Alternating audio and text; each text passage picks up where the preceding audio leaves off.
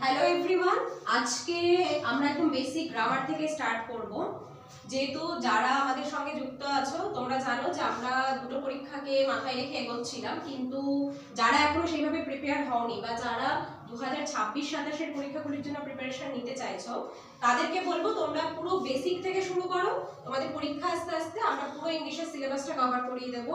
আর এছাড়া যারা এই বছরে মানে 2025-এ যারা কোয়ালিফাই করেছো জিডি বা এমটিএস এ, তারা আমাদের অ্যাডভান্স ক্লাসগুলি দেখো, ওখান থেকে তোমরা খুব উপকার পাবে।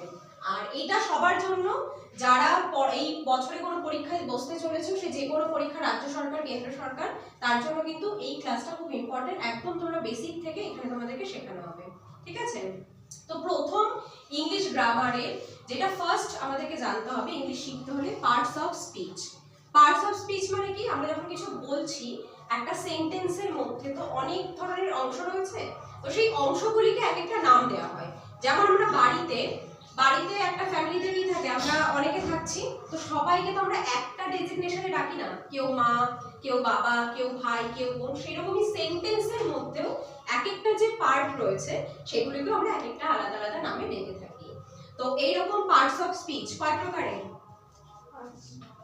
না, পার্টস অফ স্পিচ 8 প্রকারের। কি কি? Noun, pronoun, adjective, verb, adverb, conjunction, interjection, তারপর প্রিপোজিশন। কোথায় গেল? প্রিপোজিশন। তো এইগুলো আমরা বেসিক এইটুকুনি সবাই জানি, আমাদেরকে এটা মুখস্থ না করলেও হবে যে পার্টস অফ স্পিচ কত প্রকার। আমাদেরকে এখান থেকে প্রত্যেকটা যে পার্ট রয়েছে সেইগুলো ধরে ধরে আমাদেরকে এগোতে হবে। তো ফার্স্ট পার্ট যেটা হচ্ছে নাউন। নাউন বলতে কি বোঝায়? যে কোনো নেমিং ওয়ার্ড, যার দ্বারা কি বোঝাচ্ছে? কোনো নাম বোঝাচ্ছে। যে কোনো নেমিং ওয়ার্ডকে আমরা কি বলবো? নাউন বলবো। এবার সেই নেমিং ওয়ার্ডগুলো কি আছে, সবগুলি ক্ষেত্রে কিন্তু আমি কোথাও কোনো মানুষের নাম বলছি, কোথাও কোনো বস্তুর নাম বলছি, আবার কোথাও এমন একটা নাম বলছি যার মাধ্যমে পুরো একটা সোসাইটিকে বা পুরো গ্রুপকে বোঝাচ্ছে। তো সেই ক্ষেত্রেই সেটার সুবিধার জন্য আমাদেরকে এখানে আবার নাউনগুলিকেও কটা ভাগে ভাগ করে নিয়েছি, যে কোন নাউনটাকে আমরা কি হিসেবে ওদেরকে কোয়ালিফাই করব। তো ফার্স্টে যদি আমি চলে আসি প্রপার নাউন।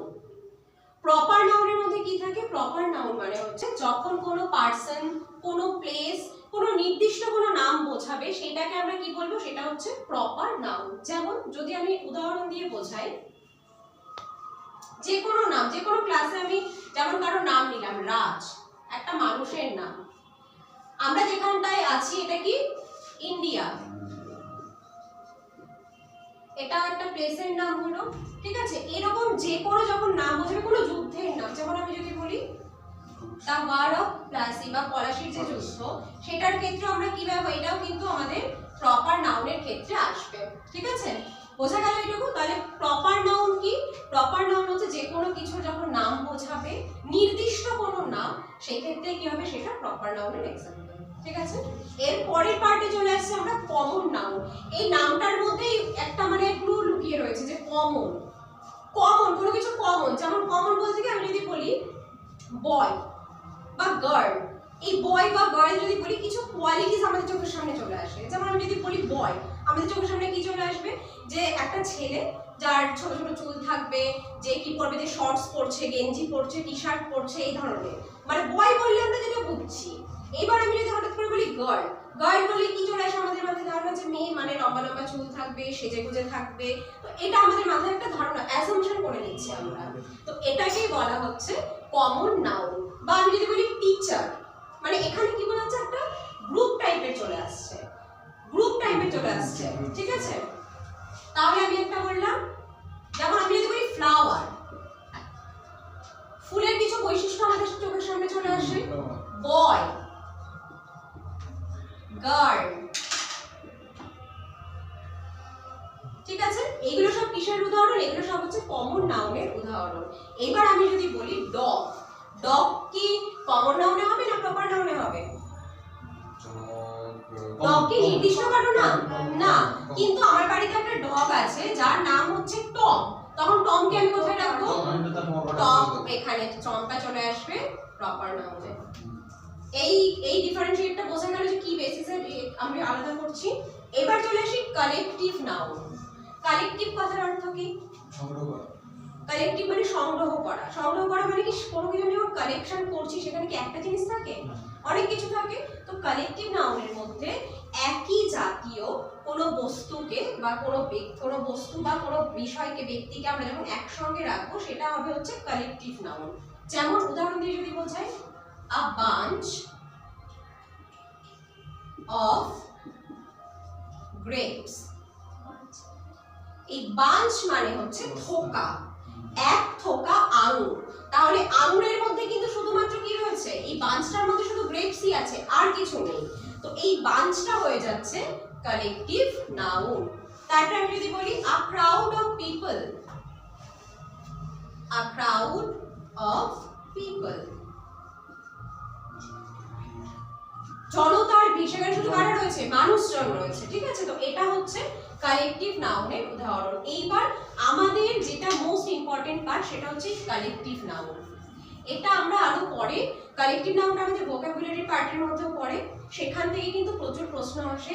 কোনো একটা নাউন দিয়ে দেবে, তার আগে কোন কালেকটিভ নাউনকে আমি বসাবো, কোন কালেকটিভ নাউনটাকে আমি সিলেক্ট করব। তো এটা কিন্তু মাথায় রাখতে হবে। এটার জন্য আলাদা করে ক্লাস চলবে, যেখানে 20টা বা 30টা করে প্রতিদিন কালেকটিভ নাউনের সিরিজ দিয়ে দেবো, ঠিক আছে। নেক্সট আসছি ম্যাটেরিয়াল নাউন। ম্যাটেরিয়াল মানে কি, কোনো বস্তু, তাই তো। কোনো বস্তুকে যখন বোঝাচ্ছি, আমি এই দুটোকে একসঙ্গে বোঝাচ্ছি তাহলে সুবিধা হবে। ম্যাটেরিয়াল নাউন আর অ্যাবস্ট্রাক্ট নাউন। ম্যাটেরিয়াল নাউন এমন নাউন যেগুলিকে আমরা দেখতে পাই, টাচ করতে পারি, কিন্তু অ্যাবস্ট্রাক্ট নাউন হচ্ছে এমন একটা নাউন যাকে আমরা অনুভব করতে পারি কিন্তু তাকে আমরা টাচ করতে পারি না।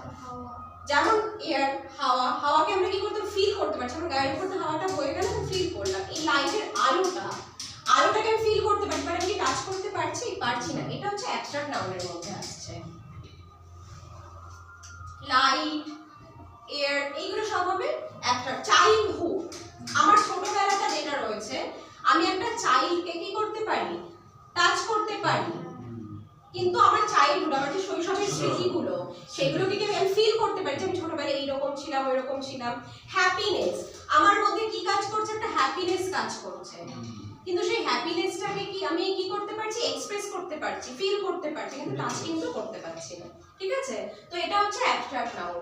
ম্যাটেরিয়াল নাউন কি, ম্যাটেরিয়াল নাউন কোনো বস্তু, যেমন আমি যেটা বললাম যে পেন, এই পেনটা একটা বস্তু। তারপর উড, কাঠ, এটা একটা বস্তু। এইগুলির ক্ষেত্রে কি ব্যবহার করব, ম্যাটেরিয়াল নাউন ব্যবহার করব, ঠিক আছে। এইটুকুনি পর্যন্ত কারো কোনো অসুবিধা আছে, নেই তো? এইবার এইগুলির মধ্যে আরো দুটো এক্সট্রা পার্ট আছে, নাউনকে আরো দুটো অংশে ভাগ করা হয়, যেখানে হচ্ছে একটাকে বলা হয় কাউন্টেবল নাউন, আর একটা হচ্ছে আনকাউন্টেবল। কাউন্টেবল মানে কি, যাকে আমরা গুনতে পারি, সেটা হচ্ছে কাউন্টেবল। প্রপার নাউন কি কাউন্টেবল নাউন হবে? মানুষকে আমি গুনতে পারি তো, কটা মানুষ রয়েছে, হবে। কমন নাউন কি কাউন্টেবল হবে? হবে, গুনতে পারি। কালেকটিভ নাউন না, গোনা যায় না। কেন করা যায় না? একটা বাঞ্চ, দুটো বাঞ্চ, তিনটে বাঞ্চ গোনা যায়। ম্যাটেরিয়াল নাউনে কিন্তু সবগুলো কাউন্টেবল হবে না। কেন, আমি যদি বলি ম্যাটেরিয়াল নাউনের ক্ষেত্রে আমি ব্যবহার করলাম একটা, আমি মেটাল নিলাম, কোনো একটা মেটালের নাম নিলাম গোল্ড থেকে অর্নামেন্টস তৈরি হচ্ছে, তারপরে গিয়ে কিন্তু আমি সেটাকে কাউন্ট করতে পারছি।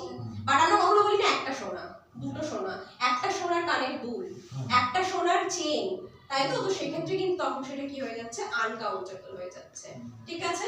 তো এই ক্ষেত্রে কিন্তু দুটোই হয়, কখনো কাউন্টেবল হবে, কখনো আনকাউন্টেবল হবে, ক্লিয়ার। নেক্সট পার্টে হচ্ছে অ্যাবস্ট্রাক্ট নাউন।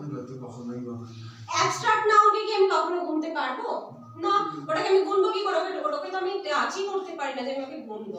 আমরা একটা আলো, দুটো আলো বলি না, একটা লাইটের আলো বা দুটো লাইটের আলো, তাহলে আলোটা কোথা থেকে বেরোচ্ছে, লাইট থেকে, সেটাকে আমি গুনতে পারছি। তো এই ক্ষেত্রে এটা কি হয়ে যাবে, আনকাউন্টেবল নাউন, ঠিক আছে, বোঝা গেল? এইটুকুনের মধ্যে কারোর কোনো ডাউট আছে? আর দেখে নাও সবাই। তাহলে এটাই হচ্ছে আমাদের নাউনের একটা ক্লাস, বেসিক ক্লাস। এছাড়াও আরো ডিটেইলসে যদি কেউ পড়তে চাও, ক্লাসে যোগাযোগ করতে পারো, তোমাদের ডেসক্রিপশনে নাম্বার দেওয়া থাকবে, তো সেখানে এসে তোমরা যোগাযোগ করতে পারো। Thank you.